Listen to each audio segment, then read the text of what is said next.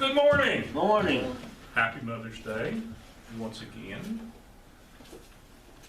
Welcome everybody to our services. Thank you. Oh, Lord. Today we're going to look at a lesson on a magnificent mother, and we're going to look at Hannah from 1 Samuel chapter 1, verses 1 through 8. I'm going to pull this up a little bit so I can get all of my notes there. All right.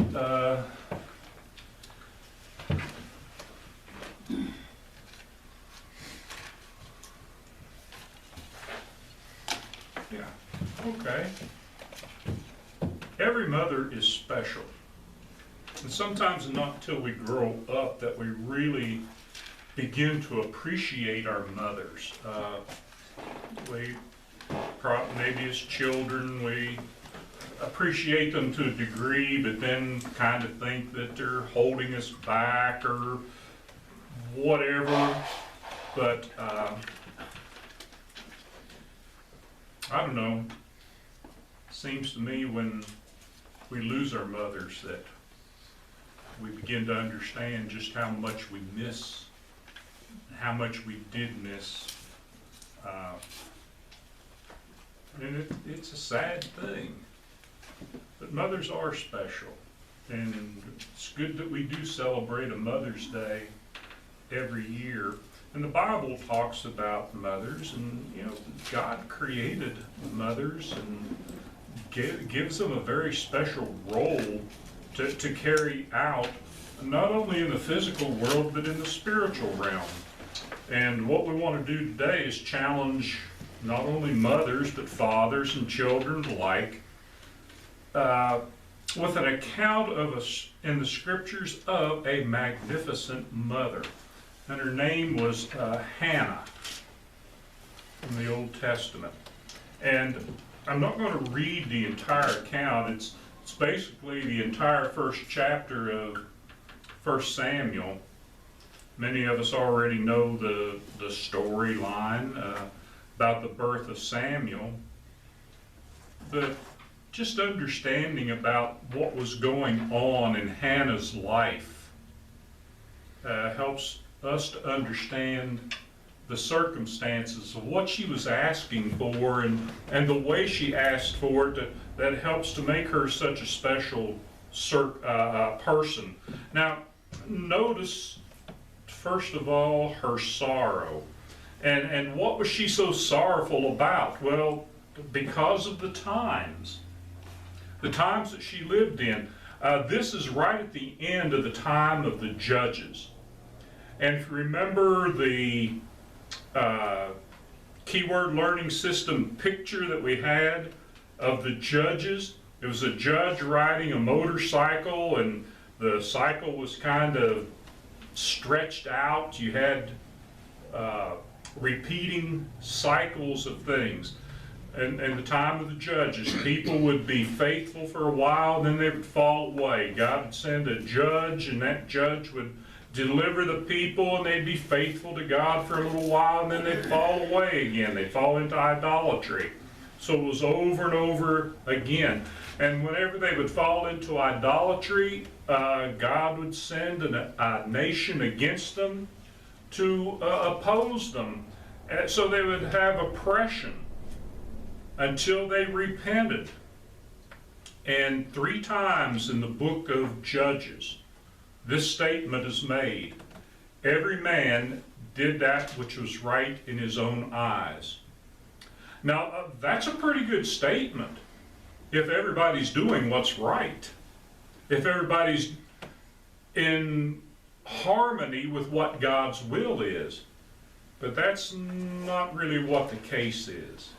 If everyone is following God's will, we can live in peace and harmony with one another, because that's what God's will is. It's when each person decides that they want to become their own God, or they want to do things their own way, that the disruptions come. We don't live in peace and prosperity. We have hard times. It was difficult. It was a difficult time for those who sought to live a faithful life, who sought to serve God in a proper way. And that was the case for Elkanah and Hannah, to a degree. And I say that to a degree. They were attempting to live the right way. But she was also sorrowful because of her family. And Elkanah, her husband, now listen, he was faithful to worship God at Shiloh. In those early years, the tabernacle was set up at Shiloh, so the people of Israel would have to come to Shiloh to worship. Now remember, the Israelites had to come to the tabernacle to congregate if they were in the land for the three great convocations of the year: Passover, Pentecost, and the Day of Atonement. 3 times a year they had to drop what they were doing. 3 weeks out of the year they had to drop what they were doing, come there and congregate. Some of them didn't do it. They just neglected to do it. But Elkanah did that. Now listen, just because somebody, put the quote marks up there, air quotes, just because somebody goes to church doesn't mean they're entirely faithful. Just because they're doing some of the things right doesn't mean they're doing everything right. But he was faithful to worship God. 1 Samuel chapter 1, verse 3. He loved his wife Hannah. 1 Samuel chapter 1, verse 5. And hey, women would love to have a husband who's faithful to God, loves them. That's what most women want. Okay. Oh, they want other things too, but that's the primary thing right there, right? But Elkanah had a little bit of a problem, didn't he? Because of the worldly influences, he was motivated to take a second wife. Now, whether that was just, hey, everybody's doing it, I can do it, or whether it's because Hannah did not have any children to provide him with an heir, he took the second wife so that she would produce an heir for him. We don't know what the situation was, but he took that second wife. And that became a family problem. Though God tolerated the practice, that wasn't what God desired. And we know that from the beginning, and that's what Jesus says in Matthew chapter 19, right? Matthew chapter 19. It wasn't that way from the beginning. But some things God overlooked because God had a greater purpose in bringing Christ into the world. So, she's sorrowful because of this. Thirdly, because of her childlessness. 1 Samuel chapter 1 verse 2 tells us, she didn't have any children. And bearing children was an important thing in the Old Testament culture because the land was a gift from God to the people. It was supposed to be passed down from generation to generation. So the man needed to have an heir to pass it down to. And if he didn't, it went to a relative. Remember, we talked about it in some sermons about the book of Ruth, about the book of Ruth and the I want to say Nazarite, but the Levirate marriage ceremony, and how that Boaz was a close relative, and so we have that understanding of it. But he wanted an heir, and that caused some grief. Elkanah wanted to assure Hannah he loved her, even though she hadn't given him any children. He gave her a double portion of things. Now, Peninnah, the second wife, she'd given him children, and she and the children would come to the festivals with Elkanah and with Hannah. And when they would make the sacrifices, when Elkanah would make the sacrifices, They'd all share in it, you know, and just like other sacrifices we talked about in our Bible study today, God would get a share, the priest would get a share, and the worshiper would get a share. And out of that share, Elkanah would distribute it among his family, but he'd always see that Hannah got the most because he loved her. It was like Peninnah was secondary, and sometimes they were actually called a secondary wife. But it caused Peninnah to be jealous. And what she would do, she would taunt Hannah about her childlessness. In verse 6, see, we find that. It's not up there, but you can find that in verse 6 of chapter 1. She would taunt her, yeah, I've got children, you don't. So that was a source of her sorrow also. And you can see how that would play into it. Now, Elkanah, he couldn't understand Hannah's sorrow and grief. And, you know, how do you do that? He thought that his love and concern would be enough to fulfill her emotionally. Chapter 1, verse 8. You know I love you. It's okay. Look what I give you. I take care of you. You're my favorite. But Hannah, see, Hannah could have given up hope. But instead she becomes an example to all men and women who would live godly lives today. In spite of all this sorrow, in spite of what she's going through, in spite of the times, see, she has hope because of her reliance upon God. So we would notice her supplication. You know what I mean by supplication? Well, supplication is just kind of another word for prayer, but it might be an understanding of a deeper nature of prayer, a deeper understanding of it. So in verses 9 through 19, her response to her problem was correct. Verses 10 and 11, she was deeply distressed and prayed to the Lord and wept bitterly. And she vowed a vow and said, O Lord of hosts, if you will indeed look on the affliction of your servant, and remember me, and not forget your servant, but will give to your servant a son, then I will give him to the Lord all the days of his life, and no razor shall touch his head. She makes a vow. Now, is this a Nazirite vow? That if God gives her a son, he'll be like a Nazirite, like Samson was a Nazirite, like some others in the Old Testament. A Nazirite vow, they didn't cut their, we say cut their hair, but it's a razor. We think of Samson and Delilah. Well, she just cut off the locks of his hair. I think the idea is she shaved it. She shaved his head, made him bald. Oh, what's that? Well, in the pagan cultures, if you ever see movies and such, like of the Egyptian idolater worshippers, whatever, they got shaved heads, don't they? They shaved their head. And God didn't want his people to be like that.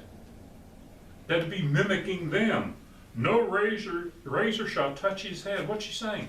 We're not going to allow him to slip into idolatry like many of our brother and sister Israelites are getting involved in. It's not going to happen. But notice, she doesn't run back to Mama. Mama, things are going bad. He's taking another wife. He's doing this, he's doing that. What am I going to do, Mama? Oh, there, baby. We just go get out of that situation, right? No. She didn't run to her friends. What happens? Listen, sometimes mamas, sometimes friends take a different approach to problems in life. Especially if they're not looking at what the Lord wants done. She didn't run off to find legal counsel. Lots of times that's first thing. He did this. I'm going to go get a lawyer. No, it's not what happened. She went to the only one who could possibly help her. Because that was the crux of the situation, wasn't it? She didn't want out. She wanted help. Listen to what was going on here. Number one, she was sincere in prayer. 1 Samuel chapter 1, verses 12 through 18. Very sincere. Now, what do I mean by sincere? Well, without wax, right? That's what sincere means, without wax. It's very honest and open. She did not ask for, isn't that, see, I'm going by a lot of things she didn't do. Sometimes we talk about what people do, but sometimes it's also important about what they didn't do in the situation. That plays a big part in it, right? She did not ask for a son to gain her husband's favor. You know why? She already had it. He loved her and he gave her the double portion. She did not ask for a son to flaunt before Peninnah. Give me a son so I can show him off to her and she won't be able to say I'm child. No. That wasn't the reason for it. She did not ask for a son to have a great posterity, which was, again, normal in those days. Give me a son so that my name will go on, my lineage will go on, Service.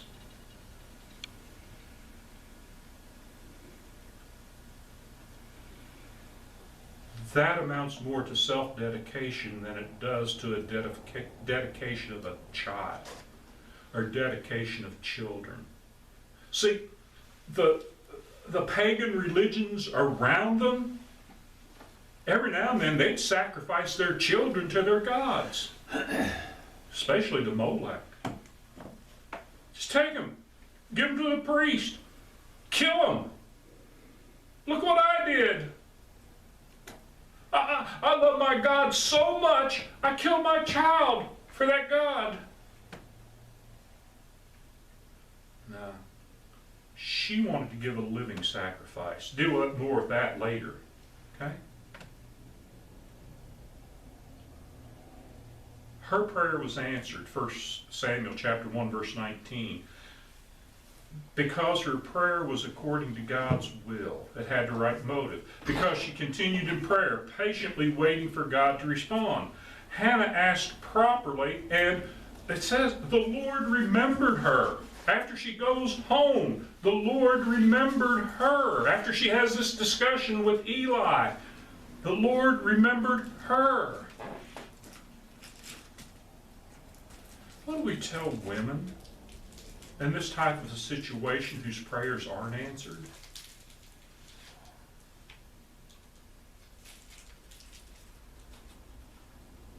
Well, hey, your prayer wasn't according to God's will. You weren't patient enough.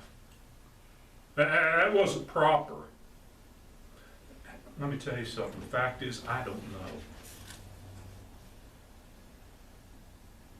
I don't know. It's above my pay grade. Just gotta leave it to God. Okay? But what I'm doing here, I'm recounting a story that God gives us. It's a story about Hannah's life. I'm not giving anybody a formula for success. I'm not giving anybody a magical incantation. I'm just telling you what God has given us to look at. Okay? And that's it. I don't know why God does some things for some people and doesn't do it for other people. I'm not going to judge individuals on that basis. It's for some reason what God does. God does. And I'll leave that to God. And I'll just be the preacher. Amen. If that's all right. Third thing. Notice her surrender. And I think this is the key. God can look down and see there's going to be a surrender. We'll talk about the guy who falls over the cliff, right? Oh God, if you get me out of this situation, if you save me from this, I'll be your servant forever. I'll do everything that you say. I'll quit this, I'll quit that, I'll start doing this, I'll start doing that. And all of a sudden he gets snagged on a root that's hanging out. It just hangs there. Oh, never mind, God. Got it under control. That's not what happens here with Hannah. Her son was born, and she named him Samuel. Now, the meaning of Samuel is God has heard. God has heard. She was determined to follow through with her promise to God. That's in verse 22. Her son was surrendered, verses 24 through 28. What do you mean surrendered? She did not go back down to the festivals with Elkanah, the rest of the family, until Samuel was weaned. But by the time he was weaned, okay, now, listen. This is back in those days. Most scholars say 3 or 4 years old. Okay? She's made him like a little priest's robe and stuff. She's outfitted him. She takes him down to the festival. She gives him to Eli. Here he is. Just like I promised. Just like I vowed. How hard would that be?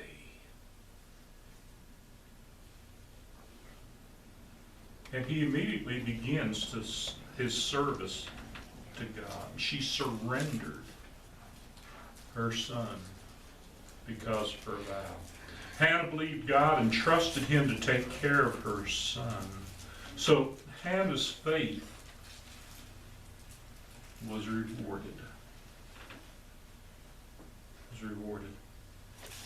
Now, 1 Samuel chapter 2 and verse 21. Jump up a chapter. Okay? Indeed, the Lord visited Hannah, and she conceived and bore 3 sons and 2 daughters. Samuel just wasn't the end of the story, was it? And the boy Samuel grew in the presence of the Lord. So God's rewards far outweigh the sacrifices that are made. And she could go, she could visit Samuel. But you know what? Samuel becomes one of the greatest men of God that's found in the whole of the Bible. That doesn't mean he was perfect. He had some flaws, especially in dealing with some of his sons. His sons turned out to be pretty bad. But Samuel was a great man and a great priest. The lesson of 1 Samuel may be, quote, give your children to God, unquote. But before any one of us can do that, we have to first give ourselves to God. And that's what Hannah did. She gave herself to God.